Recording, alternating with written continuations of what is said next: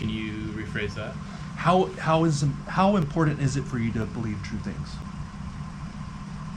I mean, it's fairly important to me to feel that the things I believe are true. Otherwise, I seek different things to believe. Okay.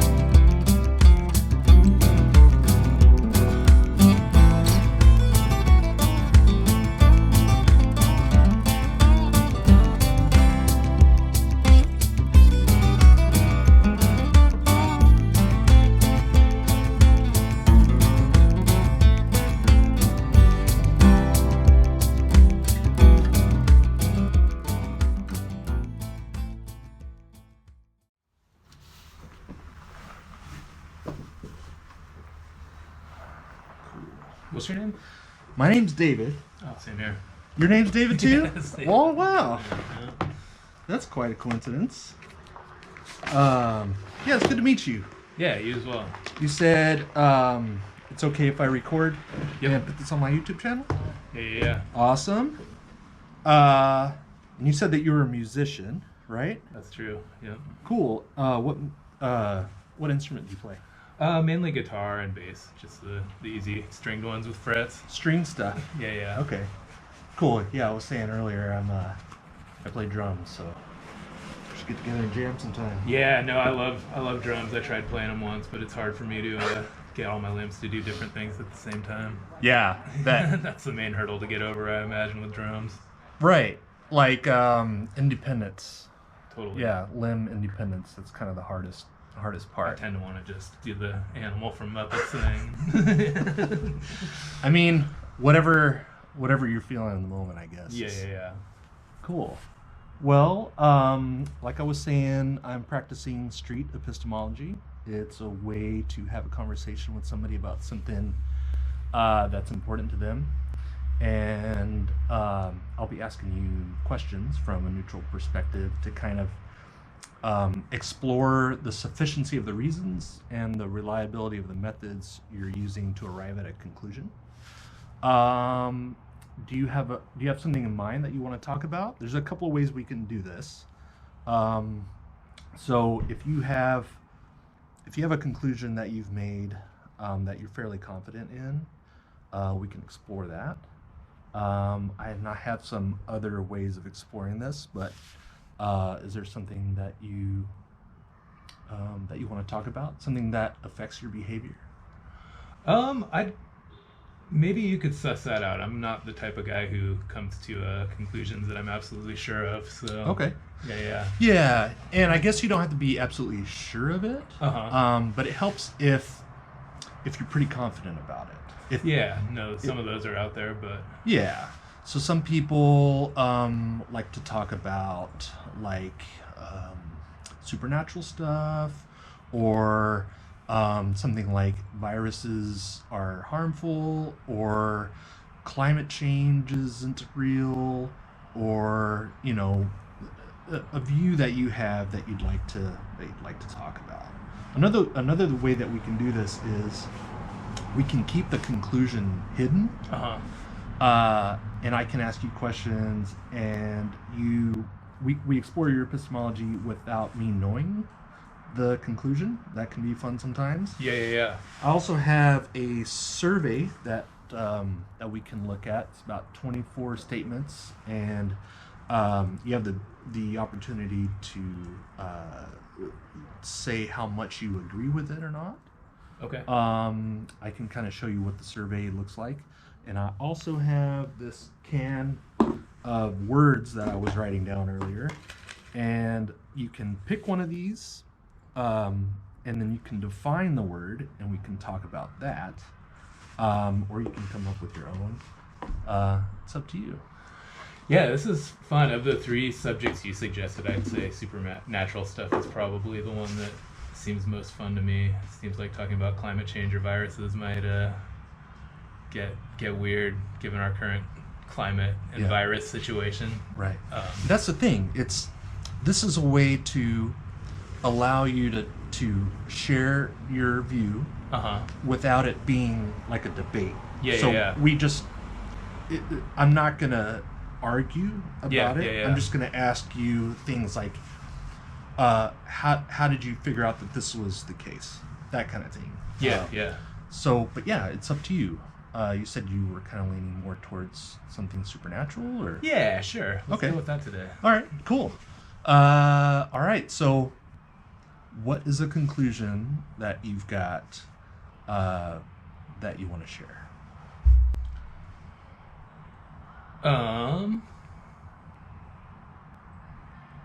Maybe let's try it a different way. Nothing's springing to mind. Sure. Okay. Yeah. A different way, meaning? You could ask me questions, or I could pick a word out of the jar, or I don't know. For some reason, with my personality, I'm uncomfortable jumping to a conclusion right off the bat. That's fine. Yeah. What's your definition of supernatural? We can start there. I would say something that's supernatural is something that its defining characteristics lie outside of the material realm. Something that has characteristics outside of the material realm. Yeah. Okay. Something that exists outside of the realm of nuts and bolts and solid surfaces. And okay. Is there something that you think is real that exists outside of the material realm? Yeah, I think everything that is real exists outside of the material realm. Everything that's real exists outside of the material realm. I mean, the material realm is real in a sense. Like, I can knock on this table, and if we walk into each other, our bodies will collide. But I think that is a small fraction of, like, reality. I feel like that is a specific radio station on a broad dial. Okay. You mentioned reality. Do you mind defining that word? That's a tough one. Yeah, I should be more careful about things I mention. I think that reality has an individual component. I think that what is real for one person might not be real for another. I think that there is overlap between individuals and their realities, but I don't think that there is an objective... there may be an objective reality, but I don't think it's within any of our grasps. Okay. Something could be real for you, but not necessarily real for me. True. Okay. For example, I believe in ghosts because I've had experiences where they seem undeniably real. It'd be like someone believing in water because they went in a river and got wet. That's the kind of experiences I've had with ghosts. So people say, well, why do you believe in ghosts? And I say, because I've experienced them. Okay. Do you want to talk about ghosts? We can. Okay, cool. So you would say that ghosts are real? I would. Okay. And now, is this real, like, in the reality that we both share? I think we can both share a reality without tapping into all aspects of it. I think that there's a lot of things that encompass reality that a lot of people never experience in their limited existence. Okay. Are ghosts real in my reality?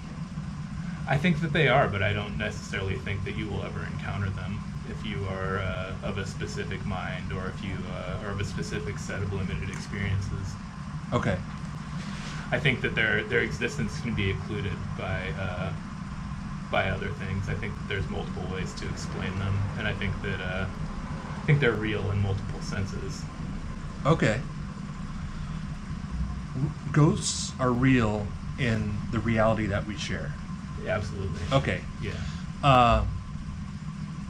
I've got this confidence scale Uh-huh. where 0 is no confidence, only questions. 100 is confidence only, no questions. On the conclusion that ghosts are real, where would you put yourself on that confidence scale that ghosts are real? Probably around 95. 95. Okay. So that's pretty confident. Yeah. Yeah. Okay. I mean, but that's also that scale is not really an independent thing. I mean, you have to kind of define the whole world as being real or not, and I think that ghosts are one aspect of that. I mean, if I were to say, I don't know, my confidence that like this material realm we're experiencing is representing the majority of reality, I would put that pretty low. You know, I don't know if that's clear or not. Wait, can you rephrase that? You're 95% confident that ghosts are real in the reality that we both share. Mm-hmm. But I mean, there's also there's like a meta scale for like how confident I am that reality we both share is real as well, and the ghosts are nested within my confidence on that shared reality. Okay. I'm not 100% clear about that. Okay. I don't think I am either. Okay, no, that's cool. But I'm saying what I'm saying is if we're gonna call anything real, I think ghosts have a pretty high probability of fitting into that category that we decide are real things. A 95% probability that they exist in the reality that we share? Yeah. Okay, all right. How important is it for you, for your conclusions, to align with the reality that we share? Can you rephrase that? How important is it for you to believe true things?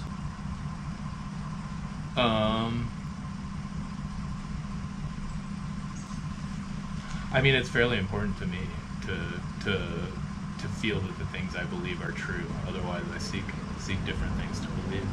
Okay.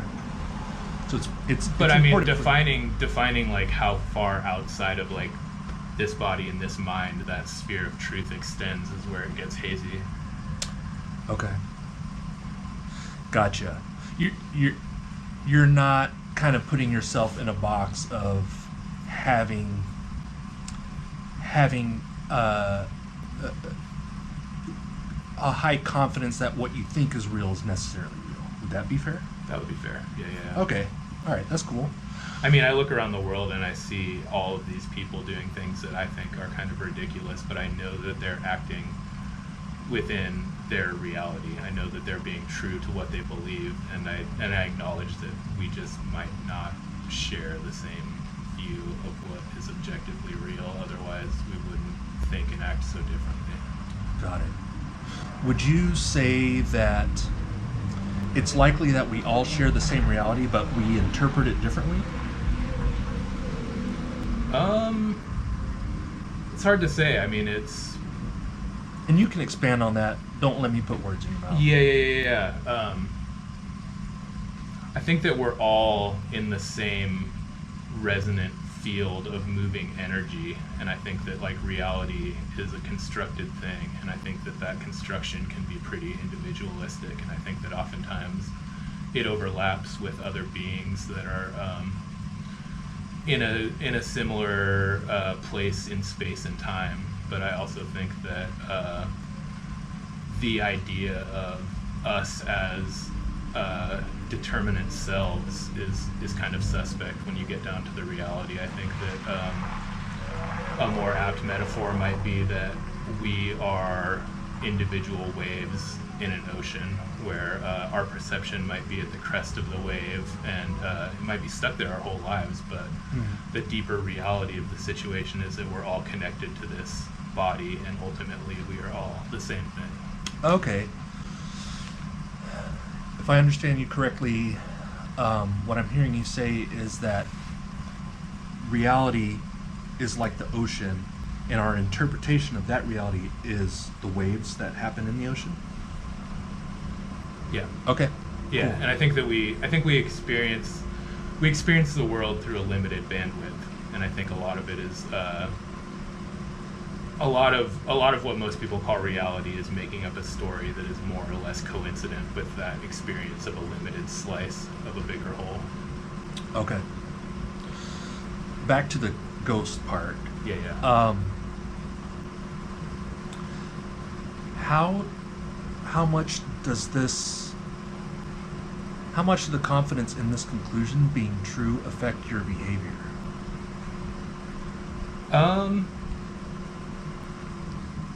I'd say on a scale of 1 to 10, like a 2 to 3. I feel like I acknowledge residual consciousness and residual energy, maybe more than a lot of people. But as far as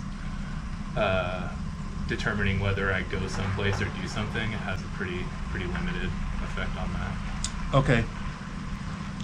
So your belief in ghosts, it affects your behavior a little bit, but not a whole lot. Would that be accurate? Yeah, I mean, I would say that it affects the way I classify perceived information more than it affects how I act. Okay.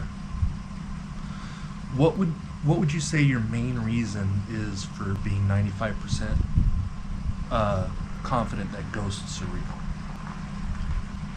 I've had multiple experiences in my life where they appeared as real as anything else in this world. Okay.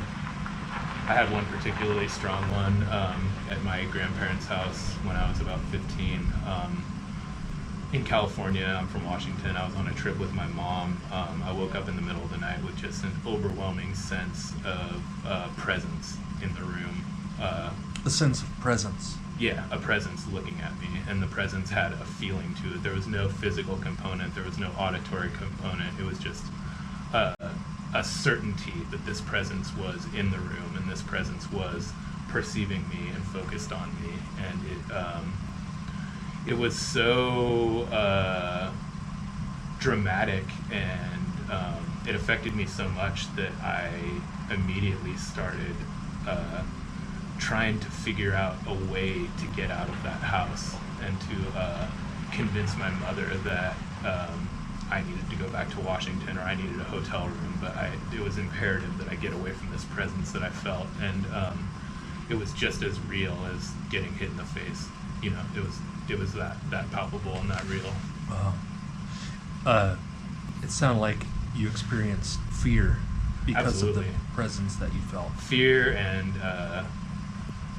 and awe, in the sense of like being in the presence of something greater than me, or more powerful than me, or just bigger than me. Wow.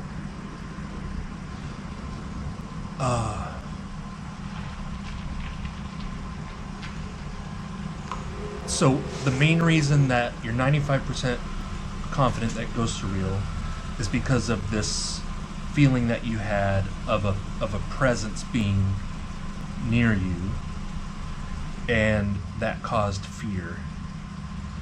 I've had other experiences too. Okay. When I was younger, I was roughhousing with my brother in our house, and there was a pencil kind of against the edge of the wall, and when we were messing around, I backed my foot up, and the pencil went about 4 inches into the bottom of my foot. It's incredibly Like painful. stabbed in it? Stabbed into the bottom of my foot. So it was like parallel to the skin of the bottom of my foot, but about 4 inches in. And I was kneeling on a chair facing the wall as my father pulled this pencil out. And I remember feeling this intense pain and this focus. And I remember looking at this ceramic sculpture that my parents had on the wall. And as this pencil was being pulled out of the bottom of my foot, this heavy ceramic sculpture that had been hanging my whole life jumped off the wall and shattered on the ground. And I feel that was external to me. I don't feel like that was something that I caused. I feel like that was something that my pain activated. Okay. And I think a lot of like poltergeist activity is traditionally explained with younger kids having intense experiences. Those tend to rouse other spirits. Yeah. Hey. Which of these two experiences do you think holds the most weight in supporting your belief in ghosts being real? Probably the first one. The first one? Yeah. Okay. The one where you were in this house out of state. Woke up in the middle of the night and felt this intensely real, intensely terrifying presence in the room with Okay. me. Yeah. Is there anything that you could find out that would raise your confidence from 95 to 96 or I think higher? I think another contact with that same presence would definitely raise it. It would raise it beyond a shadow of a doubt if I felt that. So if you had another similar experience with the entity that you would recognize it being the same one, that would raise your confidence. Absolutely. Okay. What is there anything that would lower your confidence about that? If I heard another explanation that resonated with me, or if I felt that degree of certainty associated with another phenomena that I later found out to be false, that would lower my 95 number. Can you think of anything specific as far as criteria that would satisfy that criteria that would make it go down? Like, can you think of something specific that could explain that experience? I can't, no. Which is why I think the number is so high, is because I can't think of another plausible explanation. Okay. Got it. Just a couple more questions. Okay. Yeah. We're about to Cool. go. Yeah. Is there a way to test this conclusion? No. Okay. Is there a way to find out that it's not true? So deep, dude. The triple of classes. So much change. Yeah, it's Is there a way to find out that it's not true? That's tough because it's bound in a specific time and place, and without being able to go back to that specific time and place. Okay. I'm not saying. Yeah. I'm not saying that's the case. But let's say hypothetically that there was another explanation, that it was not a ghost. Uh-huh. Is there a way for us to figure that out? No, but I don't think there's a way for us to really figure anything that individual out. Okay. Like in the previous realm experience. I mean, in the realm of like an experience that one individual has, I don't think there's a way to like empirically test that. Okay. And I mean, I think that experience is as real as it gets in this realm. Okay. I think if you experience something as real, it's real, and I think that's as useful of a definition of what is real as any that we'll be able to come up with. Having an experience is a good enough reason to be 95% confident that that experience is attributed to something like a ghost. Yeah. Okay. I think so. I mean, if you felt the sun on your cheek, what would the number that you would assign to that be, that you were feeling warmth on your face from the sun? Yeah. Do you want me to answer that? Sure. Okay.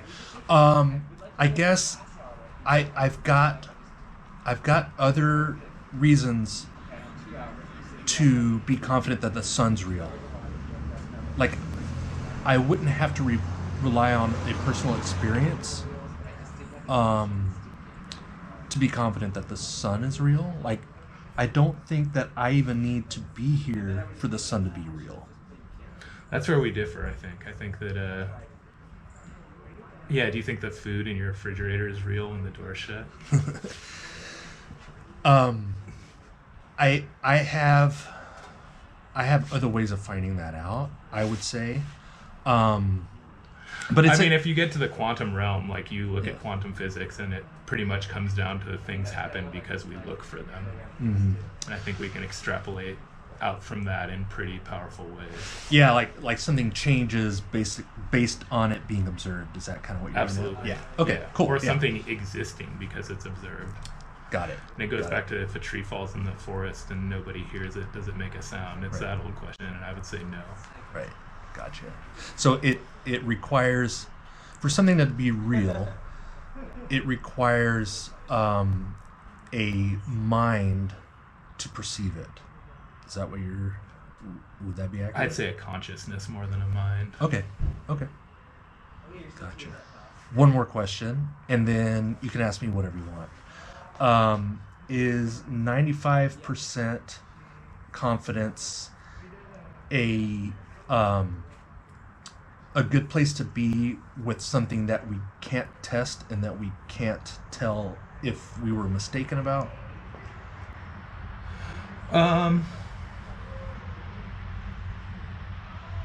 I don't know that we can't test it. I just think that we don't know how. Okay. Gotcha. I don't know how. Okay. Yeah.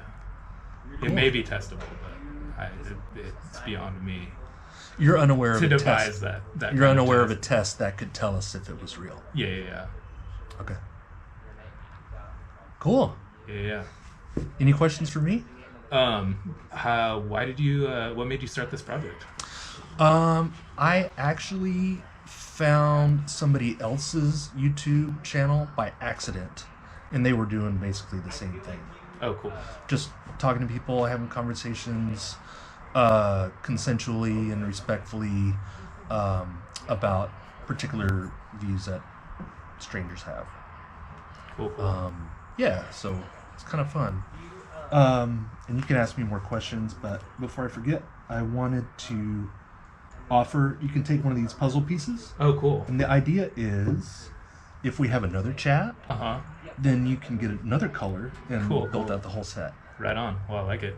Well, yeah, if I have any more questions, I'll probably email you. Is your contact available through your YouTube page or anything? Yeah, if you go to YouTube and you look up Sound Epistemology, you should find it there. It'll be a picture of a ferry boat, Okay. Cool. like one of the Washington State Yeah. ferries. Yeah, that was awesome.